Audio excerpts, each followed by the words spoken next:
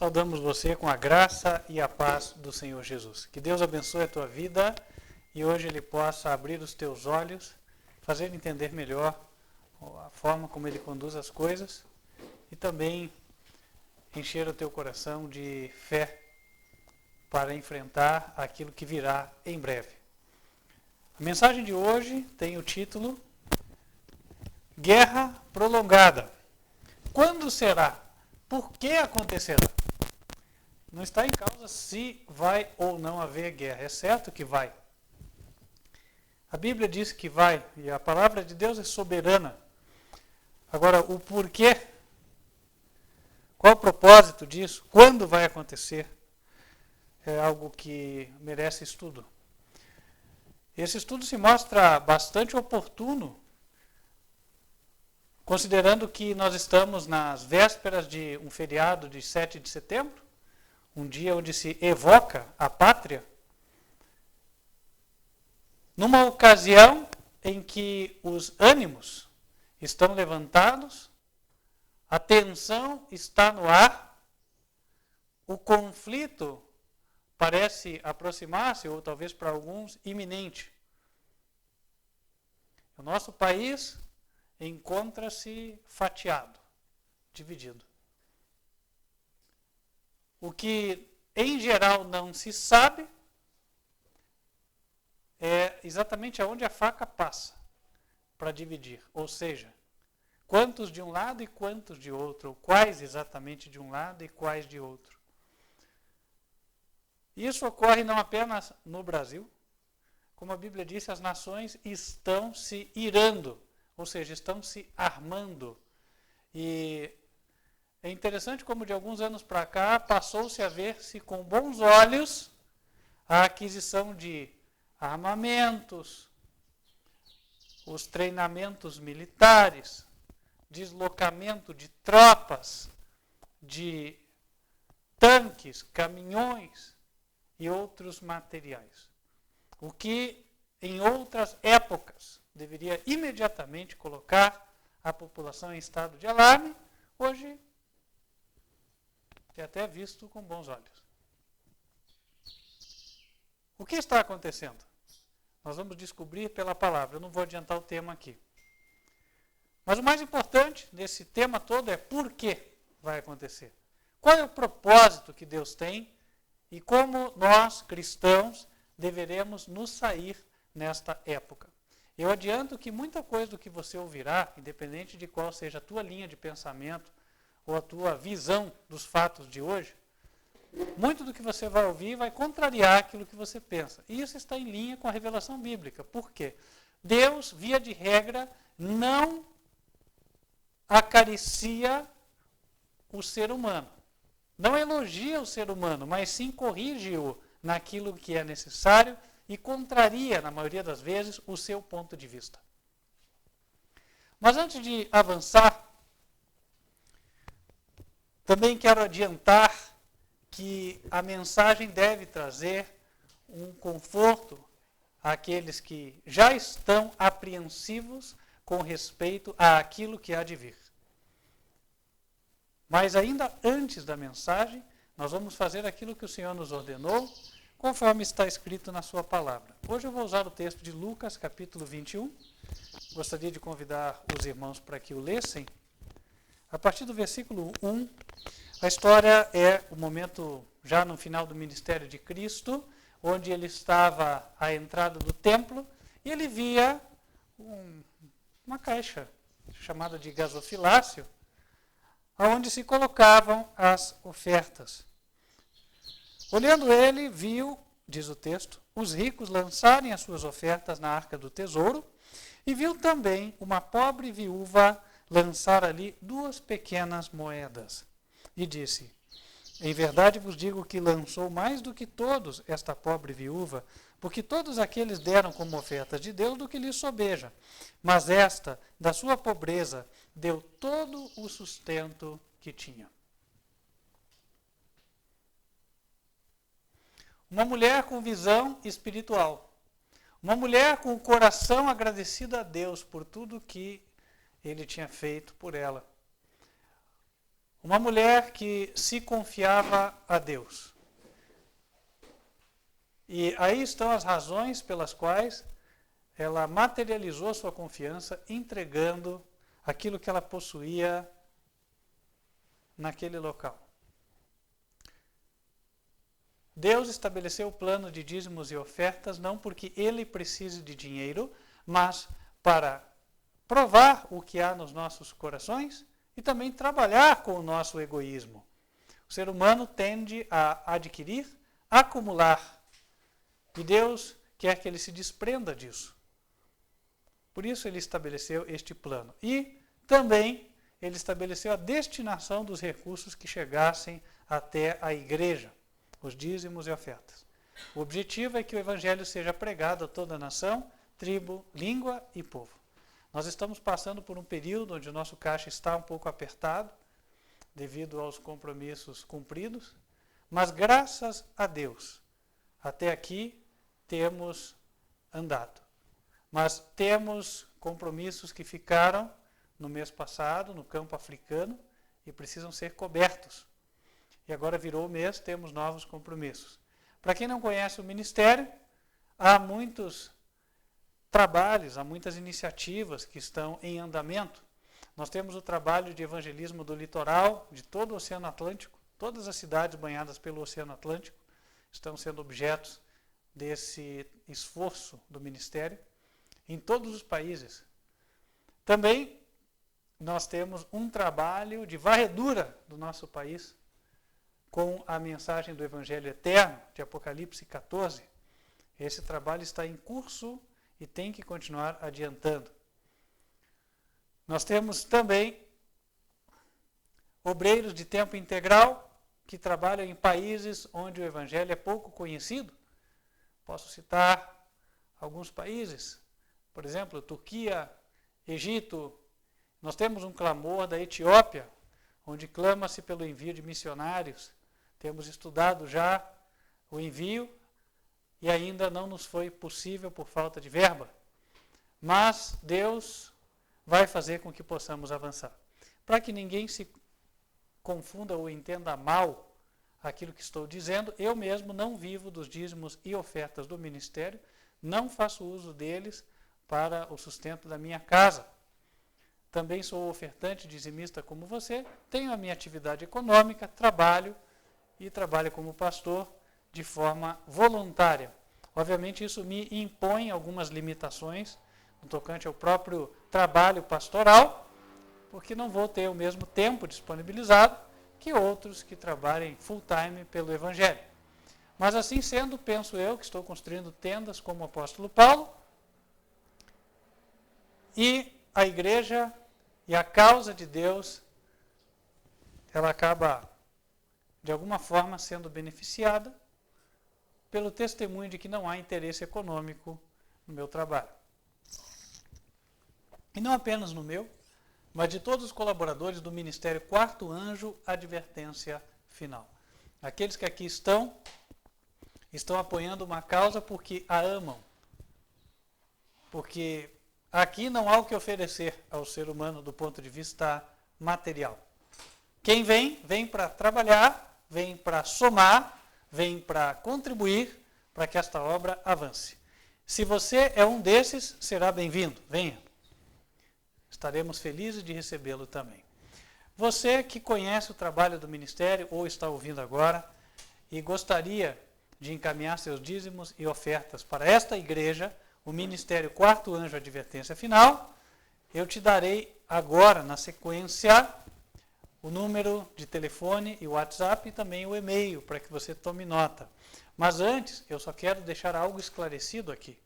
O Ministério Quarto Anjo Advertência Final não opera em parceria ou atividade conjunta ou cooperação com nenhuma outra igreja ou ministério que você conheça. Portanto, se alguém disser, é a mesma coisa, a mensagem é a mesma, nós trabalhamos juntos, não é verdade. A Igreja de Deus na Terra sempre foi uma e somente uma, e hoje não é diferente. Esta é. Se você tem dúvidas quanto a isso, convido a entrar no site e conhecer o ministério. O site é advertenciafinal.com. Entra na seção Quem Somos, entra na seção também O que Cremos, e aí você vai poder comparar com a Bíblia e tirar as tuas próprias conclusões. Agora sim, vou deixar para você o número do WhatsApp e telefone. DDI, para quem está fora do Brasil, disca 55. Quem está no país, disca 41 99509 8425.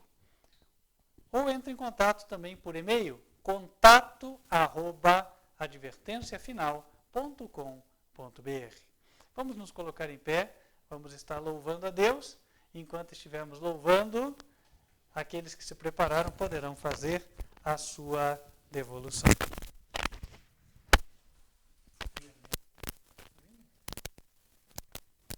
Nós vamos cantar o número 104 do nosso inário, em pé.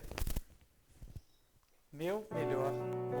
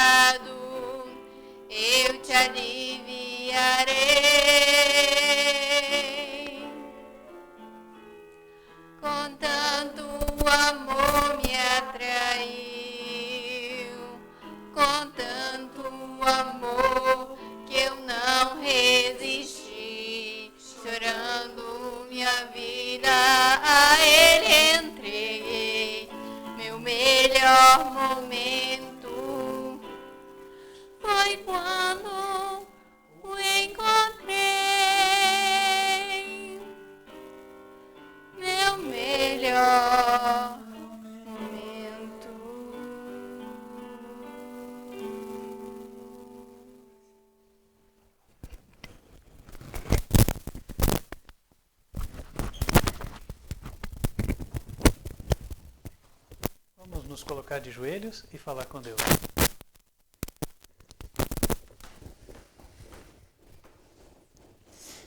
Santo e bom Pai, que nos altos céus habitas, nós queremos te louvar, te agradecer, porque na tua sabedoria tens conduzido os nossos passos, de forma que, como povo, tenhamos o suficiente para comer, para nos vestir.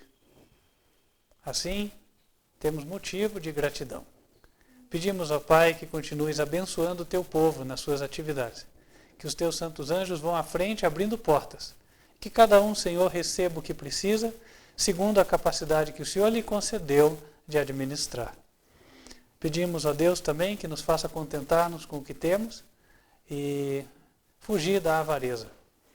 Pedimos ao Pai que continues guiando este culto, e que possamos, ao estudar a Tua Palavra, receber a revelação que vem do alto e estarmos mais preparados para enfrentar aquilo que vem.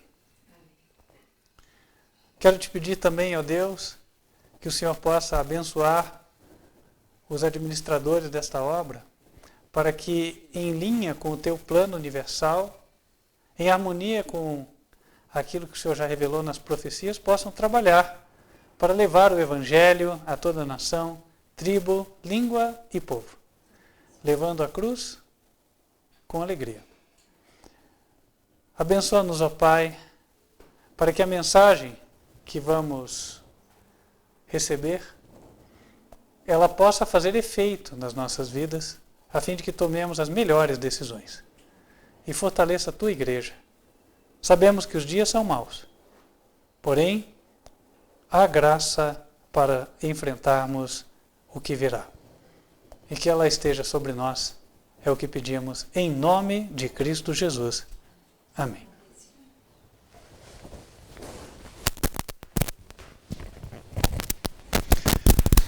Para abrir o tema de hoje, primeiro eu convido os irmãos para estarem comigo em Eclesiastes, capítulo 1, versículos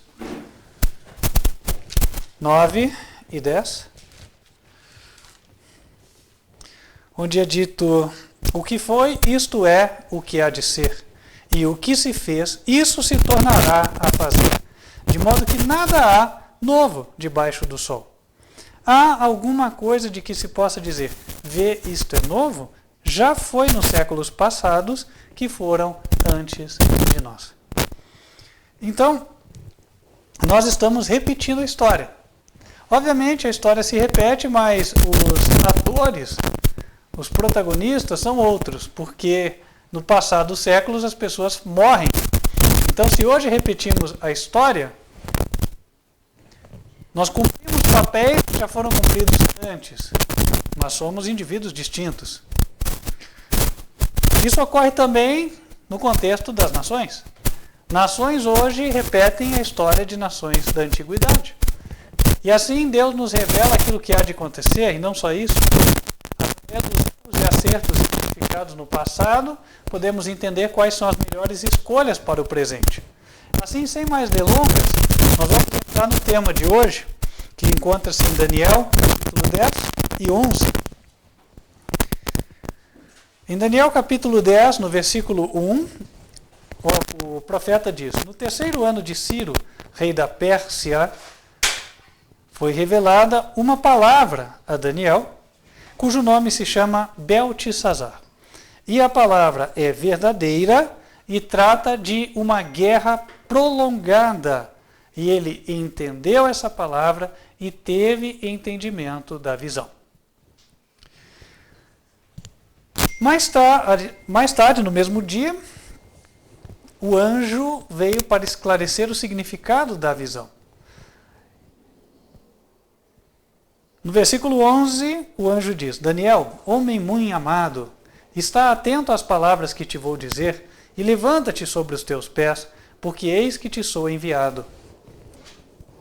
E falando ele comigo esta palavra, eu estava tremendo. E aí no versículo 14, o anjo acrescenta: agora vim para fazer-te entender o que há de acontecer ao teu povo nos derradeiros dias, porque a visão é ainda para muitos dias. Então, o profeta viu uma guerra que se estendeu, uma guerra prolongada. Guerra prolongada, a própria expressão traz para nós o entendimento de que, a princípio, não pareceria necessário ocorrerá ou não. Deus diz que sim, vai acontecer. Agora, quando e por quê? O quando, nós podemos obter indicativos a partir do estudo do contexto. Em Daniel capítulo 10, versículo 1, é dito que a visão foi dada no terceiro ano do rei Ciro.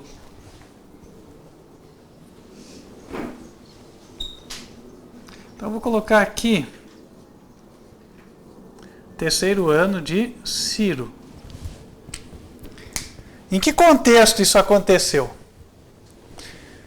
numa altura em que o povo de Israel já tinha sido levado em cativeiro e já tinha retornado do cativeiro. Esta revelação nós encontramos no livro de 2 Crônicas e também no livro de Esdras. Em 2 Crônicas, capítulo 36,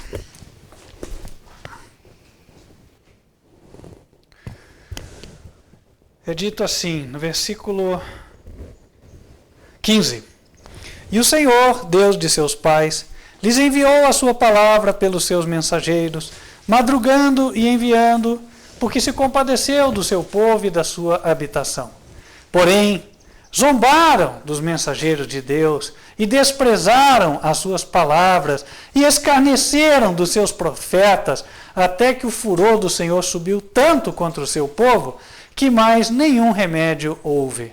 Porque fez subir contra eles o rei dos caldeus, o qual matou seus jovens à espada na casa do seu santuário, e não teve piedade nem dos jovens, nem das moças, nem dos velhos, nem dos decrépitos. A todos os deu nas suas mãos. E todos os utensílios da casa de Deus, grandes e pequenos, e os tesouros da casa do Senhor, e os tesouros do rei e dos seus príncipes, tudo levou para a Babilônia. E queimaram a casa de Deus, e derribaram os muros de Jerusalém, e todos os seus palácios queimaram, destruindo também todos os seus preciosos objetos. E os que escaparam da espada levou para a Babilônia, e fizeram-se servos dele e de seus filhos, até ao tempo do reino da Pérsia, para que se cumprisse a palavra do Senhor pela boca de Jeremias, até que a terra se agradasse dos seus sábados. Todos os dias da desolação repousou, até que os 70 anos se cumpriram. Porém, no primeiro ano de Ciro, rei da Pérsia, para que se cumprisse a palavra do Senhor pela boca de Jeremias, despertou o Senhor o espírito de Ciro, rei da Pérsia, o qual fez passar pregão por todo o seu reino, como também por escrito, dizendo: Assim diz Ciro, o rei da Pérsia: O Senhor, Deus dos céus, me deu todos os reinos da terra e me encarregou de lhe edificar uma casa em Jerusalém, que está em Judá. Quem dentre vós é de todo o seu povo, que suba, e o Senhor, seu Deus, seja com ele. Aqui nós vemos que o povo de Israel ficou cativo durante 70 anos por conta de uma coisa: não ouviam a voz de Deus. E quando Deus enviou os seus mensageiros, os profetas, zombaram deles. Desprezaram as palavras de Deus, escarneceram deles. Então veio o tempo da retribuição.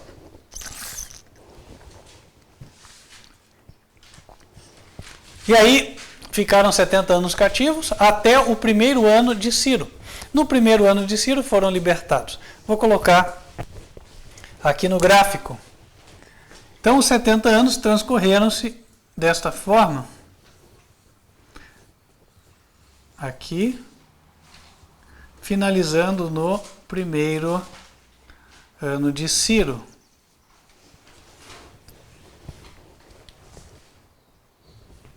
E esses 70 anos foi o período do cativeiro babilônico. E agora, de forma bem objetiva, porque isso aqui nós já abordamos em outros sermões anteriores, nós vamos trazer essa história para o tempo presente. À luz do que Eclesiastes capítulo 1 nos disse, o que era é o que é, o que foi é o que há de ser. A história se repete, só que com atores diferentes, por óbvio. Na época, o povo de Israel era o depositário da lei, conhecido como o povo da lei e também o povo guardador do sábado.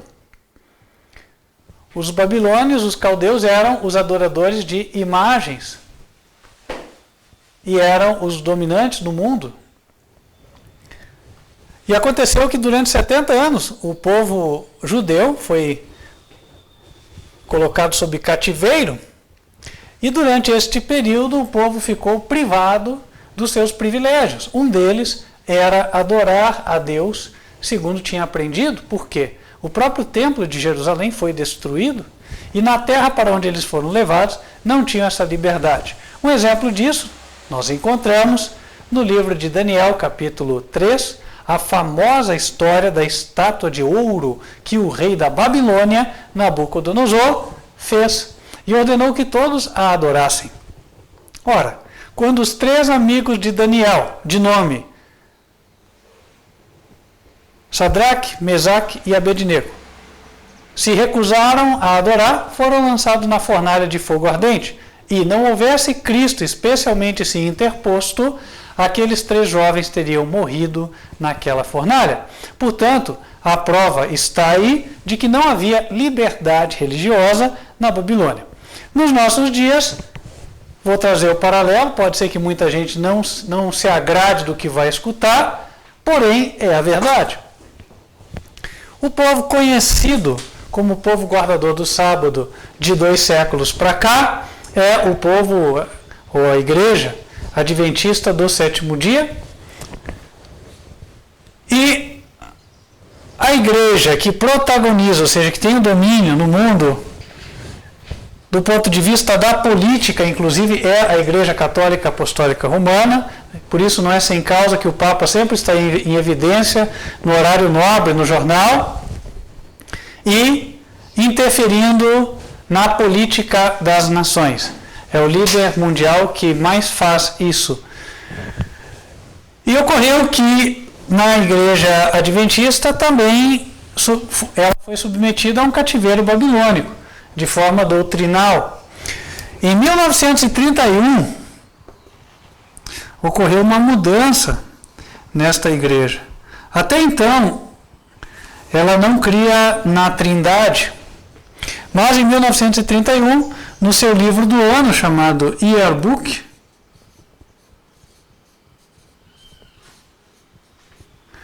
foi inclusa como crença número 2 a Trindade. E a Trindade é a crença considerada base ou fundamental da Igreja Católica Apostólica Romana.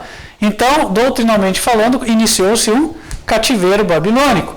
Os membros desta igreja adventista estavam sujeitos a esta doutrina babilônica. Isso permaneceu até o ano de 2001, quando então Deus despertou muitas pessoas a se libertarem deste cativeiro.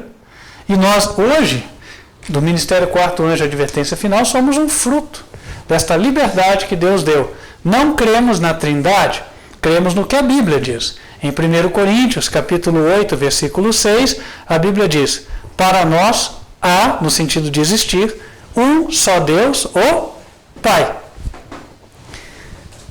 Então nós temos o paralelo da história estabelecido.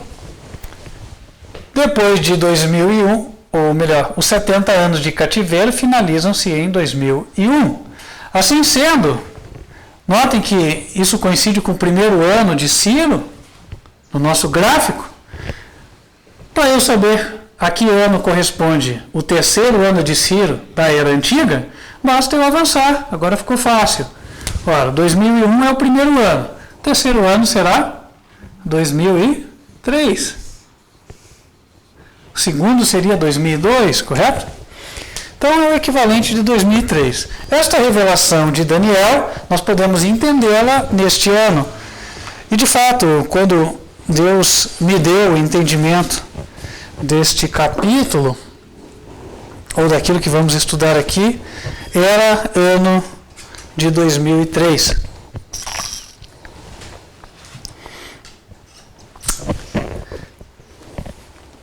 Vamos abrir então em Daniel capítulo 11. Versículo 1 é a continuação das palavras do anjo. Lembrem que o anjo foi até Daniel para revelar o significado daquela visão da guerra prolongada. E aí no versículo 1 ele fala: eu, pois, no primeiro ano de Dario, Medo, levantei-me para o animar e fortalecer. E agora te declararei a verdade. Eis que ainda 3 reis estarão na Pérsia, e o quarto será acumulado de grandes riquezas, mais do que todos, e esforçando-se com as suas riquezas, agitará todos contra o reino da Grécia. Aqui ele fala da guerra. Ainda tem 3 reis. O quarto terá mais riqueza que todos e ele se envolverá na guerra. Então, nós estamos aqui nesse período, era o 3º ano de Ciro, para nós na nossa era 2003. Aí ele fala ainda de 3 que apareceriam, 3 reis governantes, né? Esses 3 reis, eles vão encontrar o paralelo em quem? Eram reis da Pérsia. E a Pérsia, ela encontra um paralelo hoje num país. Não é difícil de entender. Dentro do que nós lemos, já dá para compreender, tá? Em 2 Crônicas, quando nós lemos sobre o cativeiro babilônio, nós vimos que o rei persa Ciro, ele liberou os israelitas para que voltassem a Jerusalém, se quisessem, e construíssem o seu templo e adorassem o seu Deus.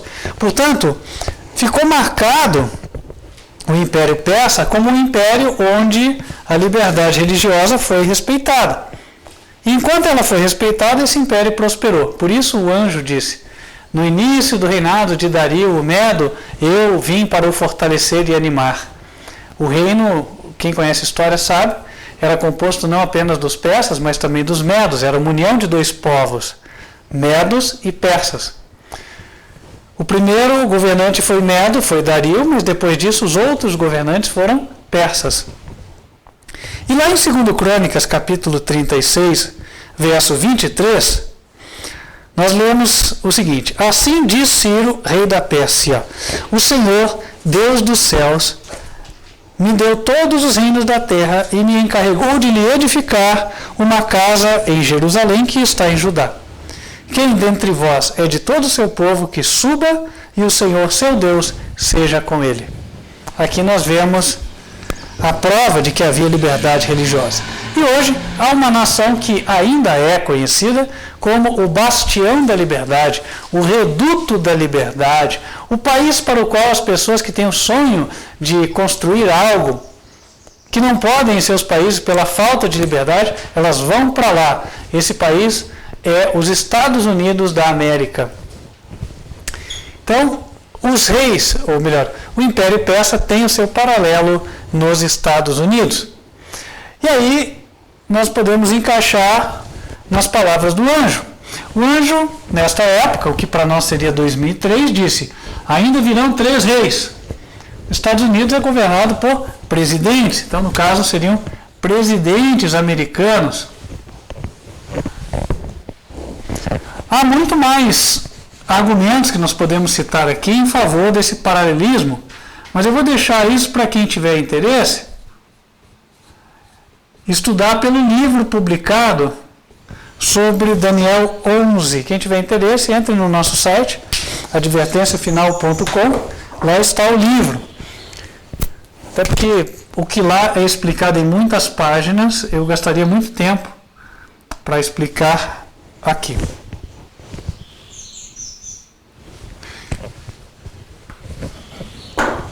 Então, 3 presidentes a partir de 2003, presidentes que viriam no futuro.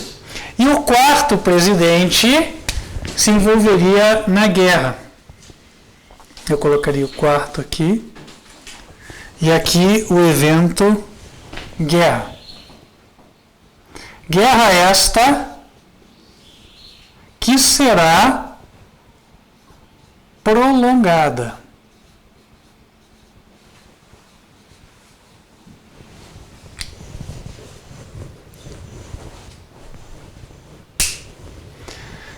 Agora vamos encaixando as coisas. Em 2003, o presidente americano era George W. Bush, ou Bush filho. Porém, em seguida assumiu Barack Obama, que foi o presidente número 1.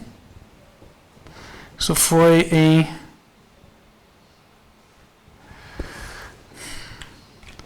2008, né? 2008. E ele foi até 2016. Então aqui Veio o rei número 1, o primeiro, foi Barack Obama. Aí, em 2016, foi eleito o segundo, para começar, né? Donald Trump.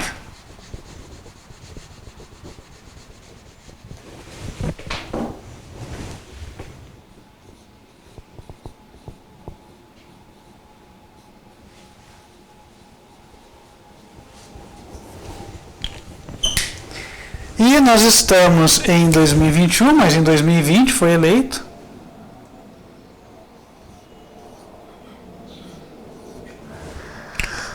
o Joe Biden.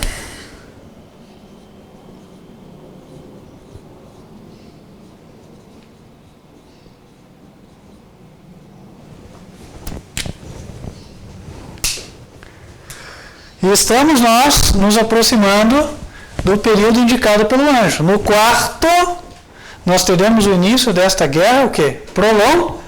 Prolongada. Quem serão os protagonistas? Um deles, está lá no verso 2 mesmo, de Daniel capítulo 11, é o próprio rei da Pérsia, né, que hoje teria o seu paralelo no presidente americano. Portanto, os Estados Unidos se envolverão em guerra. Contra quem? No versículo 2 está escrito que ele agitaria todos, está lá no final do verso, contra o reino da Grécia. A Grécia foi aquela governada por Alexandre o Grande, em primeiro lugar, e que acabou impondo a sua cultura e o seu modo de vida para o mundo inteiro. Até hoje, nós temos herança disso, por exemplo, os Jogos Olímpicos vêm da Grécia, o nosso sistema de educação baseado na filosofia grega, no modo de educação grego, muito da arquitetura. Isso porque existia uma política dos gregos chamada helenismo. O helenismo significa fazer grego, ou tornar grego. Então, nós saímos de uma situação do Império Medo-Persa, onde havia liberdade religiosa, para uma outra situação onde o Império impunha o seu modo de vida. Você tinha que ser daquele jeito, ou tornar-se grego. Acaba-se a liberdade religiosa. E aí, novamente, isso encaixa-se aqui no contexto da profecia. Tá? Vamos ir colocando as coisas. Hoje nós temos um cenário que é o seguinte: os Estados Unidos em um dos polos e no outro dos polos, governos que se mostram semelhantes ao da Grécia. Quem mora lá tem que se sujeitar. Exemplo, China, Rússia, correto? Países comunistas. Então, o comunismo, ele não é conhecido por ser tolerante. Quem está lá tem que se adequar. Se não se adequar, não fica. E às vezes nem vive, correto? Então, nós temos aqui um cenário de guerra. Estados Unidos, potências opositoras. Quem apoia essas potências, nós já falamos, é o próprio Vaticano. Está aí o Papa atual abertamente comunista. E aí nós temos um cenário que vai se delineando. E nós vamos nos aproximando dessa guerra prolongada. Veja, Joe Biden está no seu primeiro ano de governo, mas já começam a vir algumas notícias estranhas. E eu não vou especular. Tem gente que fala de impeachment dele, que ele vai durar pouco tempo, que ele pode morrer, etc. Tal. Não vou entrar neste mérito, eu vou ficar só naquilo que a Bíblia diz. Fato é que, se lá em 2003 faltavam vir 3 presidentes, agora não falta mais. Agora, na chegada do quarto, nós teremos esta guerra prolongada. Nesse contexto, estamos nós no ano de 2021, no dia 4 de setembro, que é hoje, a 3 dias do 7 de setembro, onde há uma grande expectativa do povo brasileiro em relação a possíveis mudanças que possam ocorrer após a manifestação do povo nas ruas. O povo buscando com que a pátria volte a ser pátria amada por todos, respeitada, onde os direitos, as liberdades individuais venham a ser respeitadas. Por outro lado, existe um outro polo de poder aqui dentro que está prendendo dissidentes, unindo-se em conluio contra o Executivo Federal, e nós, brasileiros, imersos neste clima de tensão e expectativa. O que é que vem pela frente? Bom, à luz das profecias, nós podemos entender uma coisa. Seja o que for que venha a vir a partir do 7 de setembro, não será ainda essa guerra prolongada da profecia. Correto? Porque esta guerra, ela vem no 4º presidente. E hoje ainda estamos no tempo do 3º, Joe Biden. Mas a guerra virá. E a guerra virá e ela atingirá de alguma maneira o povo de Deus. Porque em Daniel capítulo 10, verso 14, a respeito da visão, o anjo disse: vim para fazer-te entender o que há de acontecer ao teu povo nos derradeiros dias, porque a visão é ainda para muitos dias. Então, nós seremos atingidos? Seremos atingidos, sim. O Brasil entrará em guerra? Entrará em guerra, sim. E nós temos um cenário aqui, irmãos, eu tenho observado algumas coisas. E eu vou colocá-las para talvez abrir os olhos de alguns. Eu vejo que, quando falo, às vezes, uma ou outra vez, não muitas, mas falo para as pessoas sobre, olha, o Brasil vai entrar em guerra, tem aqueles que negam terminantemente. Não, isso não vai acontecer. Né? Acredito que não vai. E ninguém vai ter coragem de invadir o Brasil. E não acho que vai acontecer. Pois eu afirmo a vocês, e não com alegria, eu afirmo a vocês, nós teremos de lutar contra a invasão de fora, e nós teremos de ver dentro do nosso país guerra civil. Os contornos já estão aí, eu vou citar notícias recentes, não preciso avançar muito. Veja, o governo federal adotou alguns posicionamentos e, em seguida, governadores pronunciaram que, se os militares entrassem, iam botar a polícia militar contra eles. Agora, coisas que eu já escutei de alguém que era militar e foi professor. Guerra se faz com dinheiro. Guerra se faz com dinheiro. E de alguns anos para cá, tem-se feito ações e movimentos de molde a enfraquecer o governo federal e fortalecer os governos estaduais, do ponto de vista financeiro. Nós vivenciamos isso. Tivemos ano passado a situação da Covid, aí aquele auxílio econômico que foi enviado a tantas pessoas, trabalhadores, saiu dos cofres do governo federal. Em compensação, coube também ao governo federal entregar dinheiro aos governos estaduais para que pudessem resolver ou fazer frente à situação da Covid. Então, note, o dinheiro sai do governo federal, vai para os governos estaduais. Aí depois nós tivemos notícias de que esse dinheiro que foi para os governos estaduais, não foi ele exatamente aplicado para o que seria a sua destinação, que era combater a Covid. E tanto que, quando virou o ano, alguns estados apareceram até como superavitários. O que é superavitários? Tem saldo em caixa, dinheiro em caixa. Então, acabou que recebeu mais do que gastou. E o governo federal acabou pagando essa conta.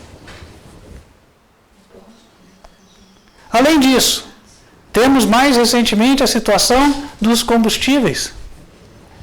O governo federal diminuiu os impostos e os governos estaduais que fizeram aumentaram.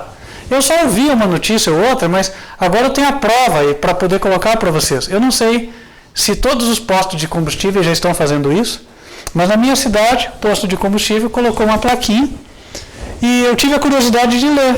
Então, por exemplo, o combustível aqui estava R$5 e, se eu não me engano, 68 centavos. Os centavos aqui eu não vou precisar, tá?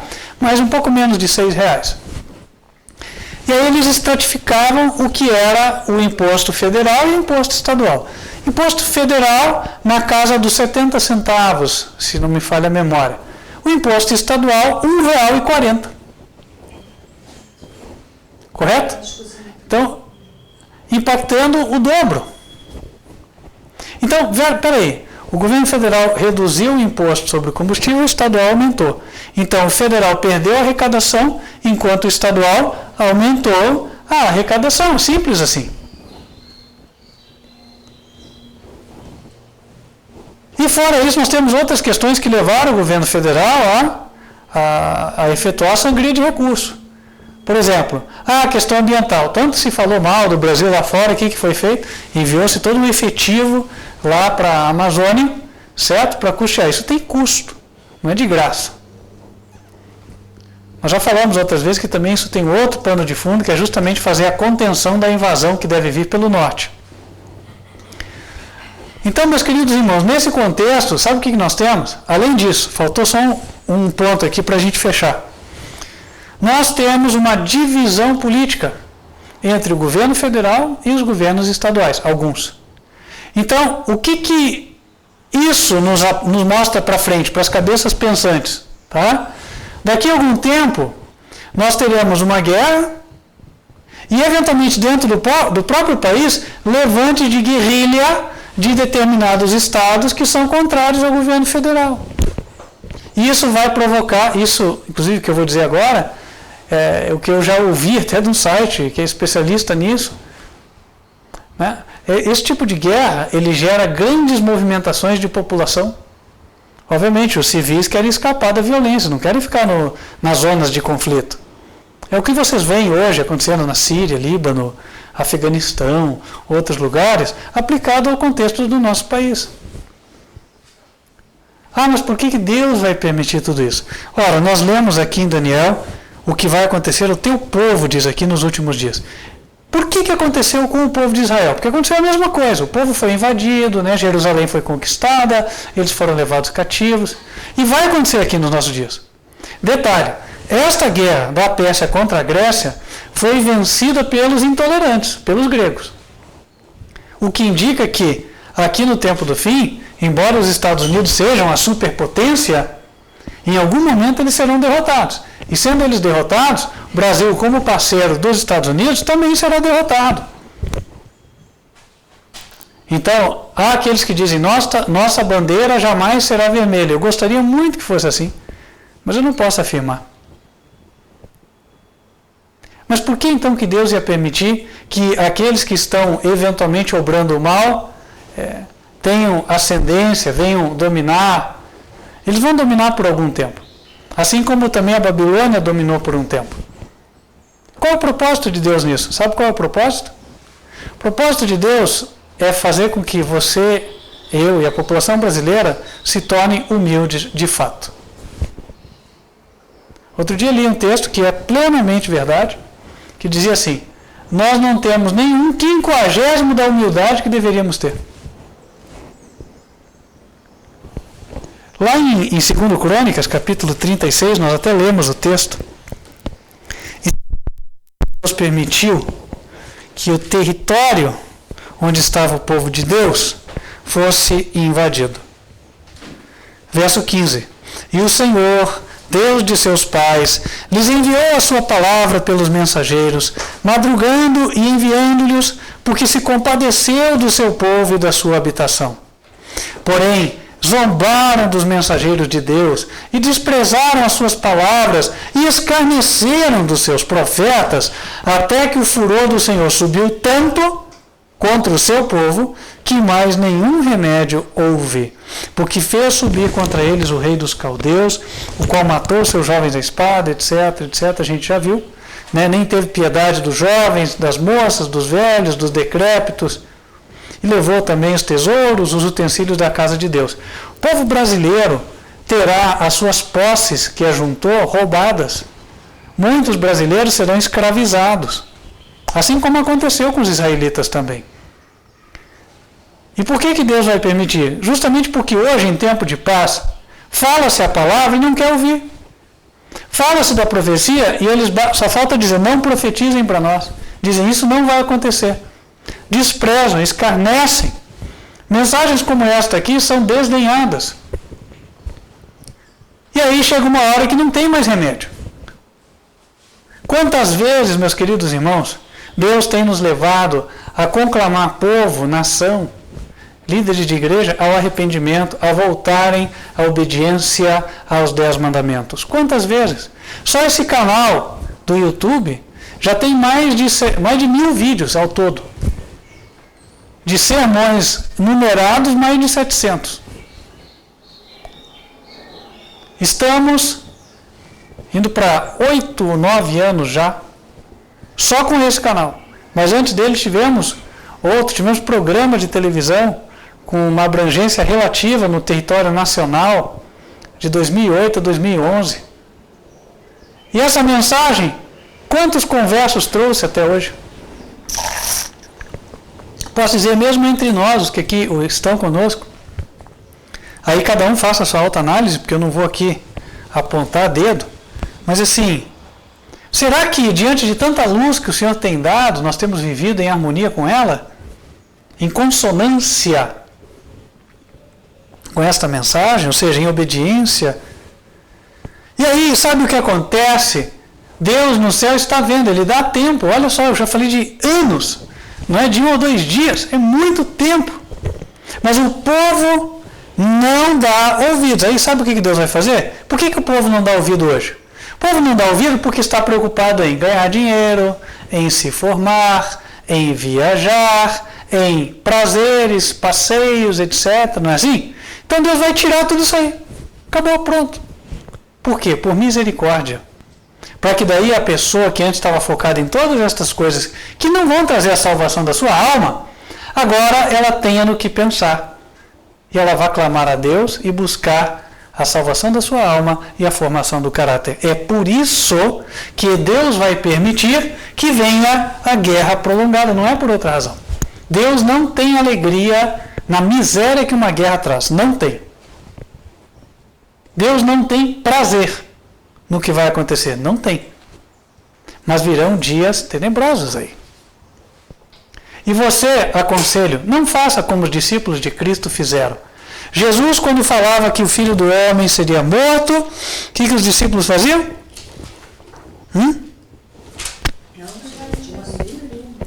Os discípulos mudavam na hora o foco do pensamento. Eles não queriam de nenhuma maneira se concentrar naquele pensamento. Entende? Irmãos, nós não podemos cometer o mesmo erro. Não podemos, não. Poder pode, porque escolha, livre escolha nós temos. Mas nós não deveríamos fazer o que os discípulos fizeram. Se eles tivessem meditado nas palavras de Cristo, quando Cristo falou que seria crucificado, com certeza, quando aconteceu o evento, eles estariam melhor preparados. Hoje, meus queridos irmãos, não é tempo de você acumular posses na terra. Em breve, no período de guerra, tudo vai ser inseguro. Não adianta você ficar na tua casa, e daí? Se a tua casa virar estiver dentro da zona de conflito, tiro para lá e tiro para cá, o que você vai fazer? Com certeza vai sair, vai procurar um lugar de segurança, de paz. Esse pastor é alarmista, não gosta de ouvir essas mensagens porque só fala de coisa ruim, de caos e tal. Amigo, é melhor você ouvir a verdade ou o conto de fadas? Certa vez, Luís XV, o rei francês, ao ouvir que o seu país estava num estado caótico e a nação a ponto de se sublevar, ou seja, de começar uma revolução ali, ele dizia: mantenham as coisas como puderem até que enquanto eu estiver aqui. Depois de mim o dilúvio. Será que é esse o pensamento que deve estar permeando as mentes hoje? Esta é a filosofia certa? Não, meus queridos irmãos.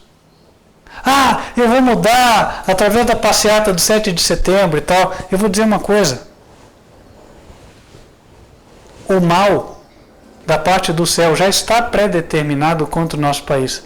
A situação aqui não vai mudar para bem. Não vai mudar para melhor. Escreva o que eu estou falando. O que nós vamos encontrar aqui? Só conflito. Aqueles que estão fazendo passeata, achando que vão tirar na base da paz os inimigos e tal. Não é, o inimigo está bem preparado para a guerra. Eles já estão se preparando para a guerra. E na verdade há dois lados se preparando para a guerra já. Só o povo, iludido, acha que na base do pacifismo as coisas vão se resolver. Não vão. E sabe por que não vão? Deus poderia fazer com que fosse.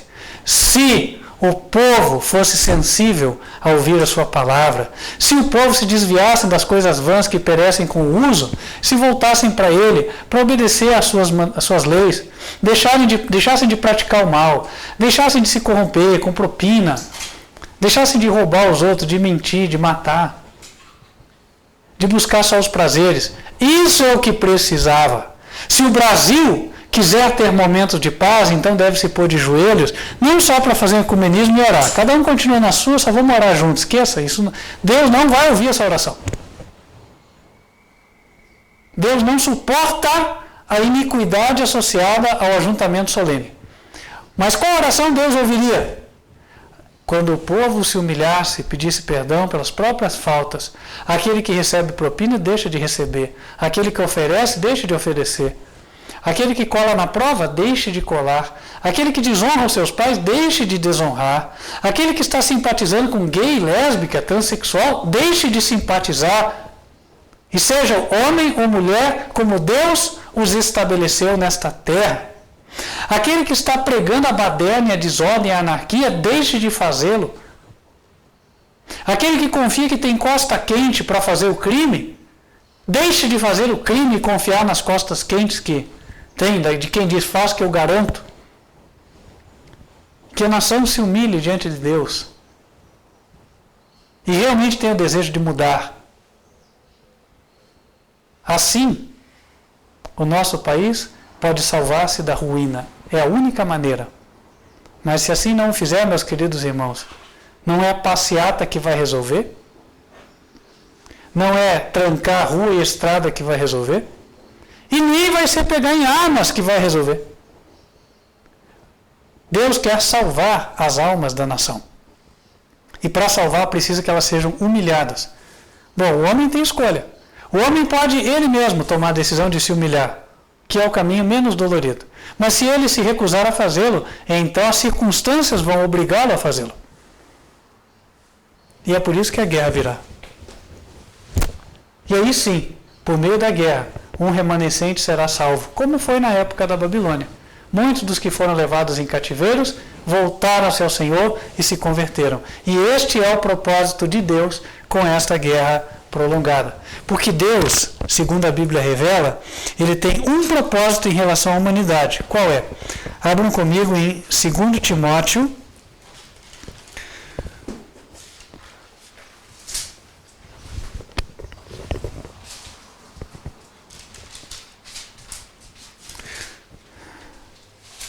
Perdão, 1 Timóteo,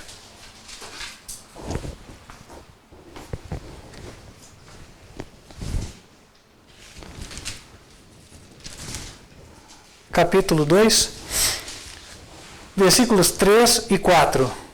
Porque isto é bom e agradável diante de Deus nosso Salvador, que quer que todos os homens se salvem e venham ao conhecimento da verdade. Deus quer que as pessoas salvem suas almas, tenham a vida eterna. Portanto, ele viu que não seria sábio permitir que elas garantissem a sua liberdade aqui dentro do país pela força das armas, pela força da política, pela força do próprio braço. Porque se elas assim o fizessem, o Brasil voltaria a ser o país do carnaval e do futebol. Porque é esse o país que os brasileiros aprenderam a gostar. Enquanto tivemos liberdade, esse foi o nosso país. Considerem o que foi o Brasil da década de 80 para cá, fim do regime militar. O que foi o Brasil governado por civis, irmãos? É o que nós conhecemos, ou não é? E foi uma nação que buscou o Senhor? Foi uma nação que buscou a justiça. Foi uma nação que buscou aproximar-se do ideal colocado por Deus? Não foi. Então, meus queridos irmãos, a conta do nosso país com Deus está chegando no limite. Não é uma questão de que a profecia tem que se cumprir, então, independente do que nós fizermos. Não é assim. Porque Deus ensina na sua palavra que mesmo quando a nação de Israel já estava voltada ou votada à destruição, quando houve um rei fiel, Josias, Deus disse: pela tua fidelidade, esse mal não virá nos teus dias. Pode se prolongar a paz. Então depende da nossa escolha? Depende. E aqui fica o apelo. Eu faço vários apelos hoje, em nome de Jesus. O primeiro, não fiquem com esta mensagem só para vocês, divulguem. Pega o teu WhatsApp, você tem lá 200 colegas, do mesmo jeito que você tem aquela alegria de mandar o videozinho que você gostou, o bom dia, o boa tarde, o que você achou engraçado, então pega o link desse vídeo e dispara, para as pessoas conhecerem. Porque se há uma forma de salvar o país da ruína, é essa aqui. Essa é a indicada por Deus. Depois, fale com as pessoas da necessidade de se voltar ao Senhor. Buscai o Senhor enquanto se pode achar, invocai-o enquanto está perto. Terceiro, diga o que Deus quer. Em Apocalipse capítulo 14, verso 12, ele diz: aqui está a paciência dos santos. Aqui estão os que guardam os mandamentos de Deus e a fé de Jesus. Deus quer que os seus 10 mandamentos sejam guardados. Mas os 10 que ele deu, não os que o homem diz. O homem está falando para guardar o domingo. Deus mandou guardar o sábado. Em Êxodo 20, versículo 8, está claro. Lembra-te do dia do sábado para o santificar. Está na Bíblia evangélica, está na Bíblia católica, não tem como fugir. 6 dias, verso 9, trabalharás e farás toda a tua obra, mas o 7º dia é o sábado do Senhor teu Deus. Não farás nenhuma obra, nem tu, nem o teu filho, nem a tua serva, nem o teu servo, nem a tua filha, nem teu filho, não disse? Nem o teu animal, nem o estrangeiro que está dentro das tuas portas. E a razão para a guarda está no verso 11. Porque em 6 dias fez o Senhor os céus, a terra, o mar e tudo que neles há, e ao 7º dia descansou. Portanto, abençoou o Senhor o dia do sábado e o santificou. E se Deus estabeleceu o sábado, 7º dia da semana, como dia de descanso, por causa da criação, ele é um dia para toda a humanidade, porque todos nós somos descendentes dos primeiros pais, Adão e Eva. Não há o que se falar, nem, portanto, naquela história de que o sábado caiu na cruz. O sábado foi feito para a humanidade. E além disso, em Hebreus capítulo 4, a gente reforça isso várias vezes, no versículos 4 e 7, o Senhor nos diz, note que Hebreus já está no Novo Testamento, é a nova aliança. Ali ele diz o seguinte, verso 4, porque em certo lugar disse assim do dia 7º, e repousou Deus de todas as suas obras no 7º dia. Versículo 9, portanto, resta ainda um repouso para o povo de Deus, porque aquele que entrou no seu repouso, ele próprio repousou de suas obras, como Deus das suas. Procuremos, pois, entrar naquele repouso, para que ninguém caia no mesmo exemplo de desobediência. Porque a palavra de Deus é viva e eficaz, e mais penetrante do que qualquer espada de 2 gumes, e penetra até a divisão da alma e do espírito e das juntas e das medulas, e é apta para discernir os pensamentos e intenções do coração. E não há criatura alguma encoberta diante dele. Antes, todas as coisas estão nuas e patentes aos olhos daquele com quem temos de tratar. Para finalizar, uma palavra de esperança. Deus não está dizendo que a nação sucumbirá e então ficaremos para sempre sob o jugo dos intolerantes. Não é isso. também não foi na época de Israel. O Império Babilônico, tirano, cruel, intolerante, chegou ao fim. E Deus trouxe os medos e persas. De Ciro, o homem que voltou a conceder a liberdade ao povo de Israel, o Senhor disse: é meu pastor e fará o que me apraz. Abra lá no livro de Isaías.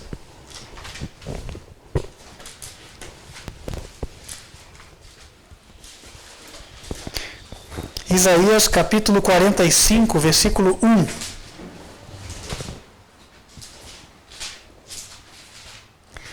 Assim diz o Senhor ao seu ungido, a Ciro, a quem toma pela sua mão direita para abater as nações diante da sua face: eu soltarei os lombos dos reis, para abrir diante dele as portas, e as portas não se fecharão. Aqui ele se refere ao fato de que Ciro ia entrar em várias cidades sem batalha. Muitas cidades iam abrir as portas para ele. Verso 2: eu irei adiante de ti, e endireitarei os caminhos tortos. Quebrarei as portas de bronze e despedaçarei os ferrolhos de ferro. E te darei os tesouros das escuridades e as riquezas encobertas, para que possas saber que eu sou o Senhor, o Deus de Israel, que te chama pelo teu nome. Por amor de meu servo Jacó e de Israel, meu eleito, eu a ti te chamarei pelo teu nome. Pus-te o teu sobrenome, ainda que não me conhecesses.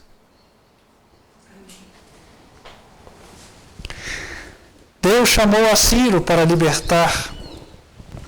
E assim também chamará a Cristo para nos libertar. Quem vai derrubar o governo tirano que se estabelecerá nos últimos dias? Cristo. Eu estou pulando várias coisas aqui porque há muitos eventos. Esse governo intolerante há de vir, mas não vai durar muito tempo, ele vai se desfazer. Depois dele virá a nova ordem mundial, sob o anticristo, e aí por fim o reino de Cristo. Por isso a guerra é prolongada, tá? Mas aqui nós não queremos nos ater muito a tantas coisas, mas sim apontar o fim. O fim é esse. Isaías 44, verso 23. Então o Senhor disse, aliás, verso 21.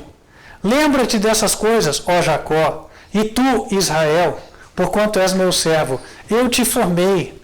Meu servo és, ó Israel, não me esquecerei de ti.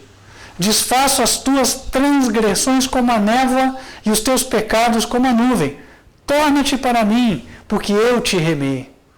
Cantai alegres, vós, ó céus, porque o Senhor fez isso. Exultai, vós, as partes mais baixas da terra.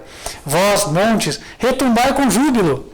Também vós, bosques, e todas as árvores em vós, porque o Senhor remiu a Jacó e glorificou-se em Israel. Assim diz o Senhor, teu Redentor, e que te formou desde o ventre. Eu sou o Senhor, que faço todas as coisas, que estendo os céus e espraio a terra por mim mesmo, que desfaço os sinais dos inventores de mentiras e enlouqueço os adivinhos, que faço tornar atrás os sábios e transtorno a ciência deles. Sou eu quem confirma a palavra do seu servo e cumpre o conselho dos seus mensageiros, quem diz a Jerusalém, tu serás habitada, e a cidade de Judá sereis reedificadas, e eu levantarei as suas ruínas. Quem diz à profundeza, seca-te, e eu secarei os teus rios. Só para que entendam, isso quando ele fala, Jerusalém será reedificada, né, e será levantada das suas ruínas, para o tempo do fim não quer dizer que as pedras de Jerusalém todas vão ficar no seu lugar. Aqui, nesse contexto, ele está falando da reedificação da igreja espiritual, do nosso caráter.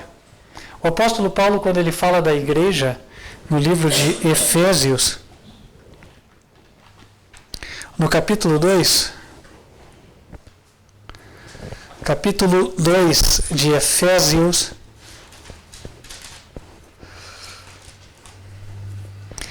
no versículo 20, ou melhor, 19, diz assim, assim que já não sois estrangeiros nem forasteiros, mas concidadãos dos santos e da família de Deus, edificados sobre o fundamento dos apóstolos e dos profetas, de que Jesus Cristo é a principal pedra de esquina, no qual todo o edifício, bem ajustado, cresce para templo santo no Senhor, no qual também vós sois juntamente edificados para a morada de Deus no Espírito.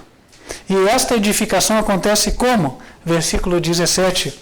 E vindo ele, evangelizou a paz a vós.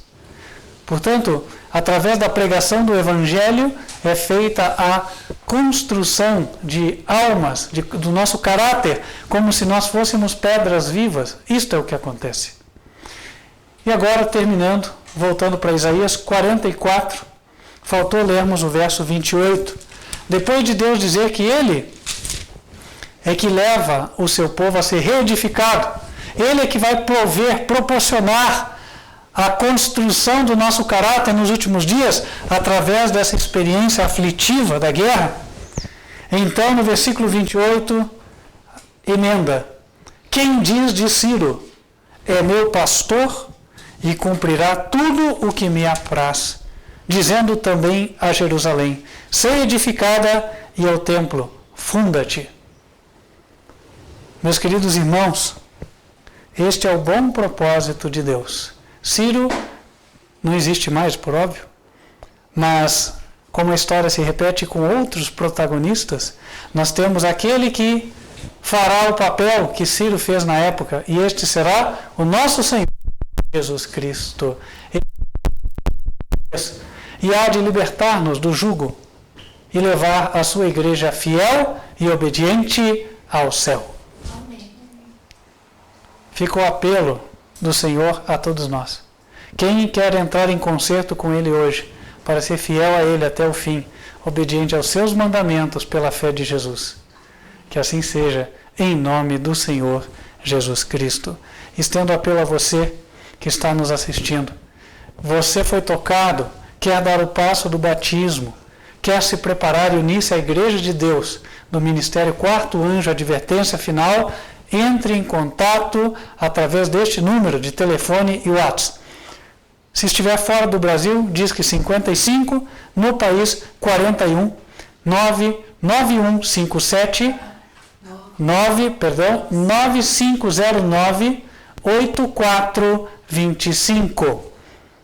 Ou ainda por e-mail, contato@advertenciafinal.com.br. Nós vamos ficando por aqui, não sem antes orar.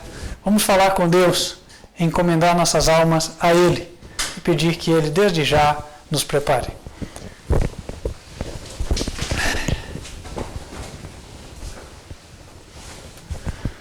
Senhor nosso Pai, que nos altos céus habitas, nós te louvamos, te agradecemos, porque o Senhor pensou em nós e tem um propósito para conosco, mesmo diante do que vai acontecer.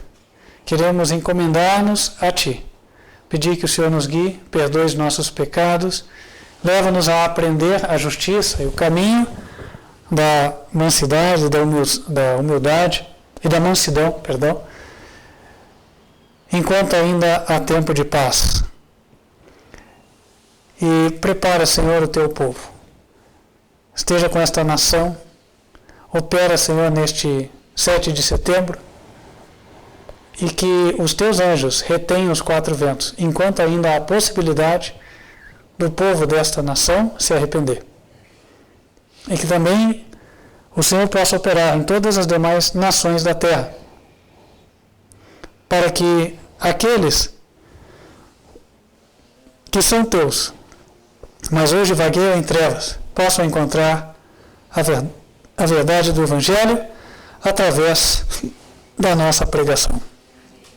Guia-nos no restante deste dia, dá-nos uma boa semana na Tua presença, é o que te pedimos, em nome de Cristo Jesus. Amém.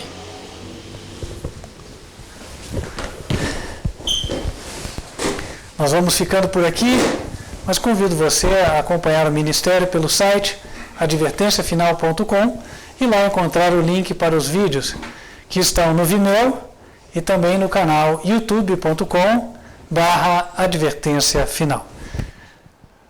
Convido vocês a fecharem os olhos. Vamos invocar as bênçãos do Senhor sobre a sua vida. Que o Senhor te abençoe e te guarde.